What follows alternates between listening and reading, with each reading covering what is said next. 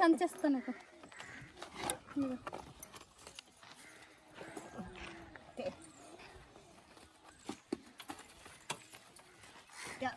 అలా పట్టుకో, చక్కగా పట్టుకో. ఈ కర్రలకి చెప్తాను.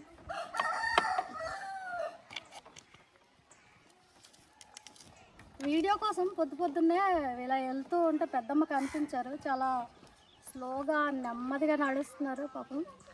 ఏదో మన సహాయం మన వంతుగా చేస్తున్నాను నేను. సహాయం అని చెప్పుకోకూడదులే. మరెవరు లేరా? ఒకటే కొడుక. అలా జాగ్రత్త పట్టు.